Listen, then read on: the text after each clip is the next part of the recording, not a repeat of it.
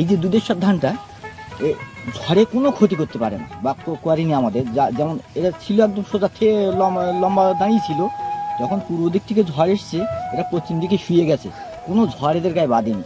এবার যখন ঝড়টা আস্তে আস্তে থেমে গেছে একদিন পরে, মানে পরে রাত্রিতে সারাত হয়েছে, সকালে থেমে গেছে, পরে দেখলাম আস্তে আস্তে মাথা তুলে দিয়েছে, কোনো ক্ষতি হয়নি। মানে সবচেয়ে বড় কথা হচ্ছে ঝড়ে যে আমার অন্য ধান প্রচণ্ড ক্ষতি হয়েছে। আমার যেমন ছেয়া চাষ করেছি, ছেয়া দেখা যাচ্ছে আমি হিসাব করেছি আমার 12 বস্তা করে হবে, সে আমার 5 বস্তা হবে না, কিন্তু এটা আমরা হিসাব করি যে 8 থেকে 9 বস্তা হবে অবশ্যই, কোনো সমস্যা নেই।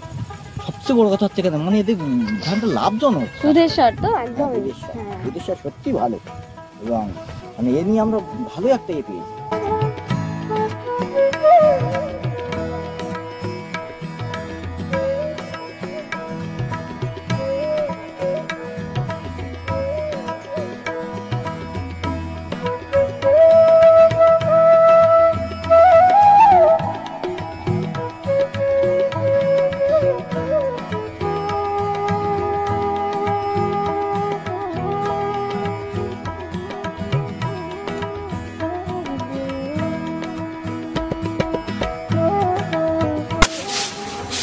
জৈব সার দিয়ে তৈরি, যার জন্য এটা কোনো সাইড এফেক্ট নেই। এই চালটা খুব সুস্বাদু লাগবে, খেতেও খুব ভালো লাগবে।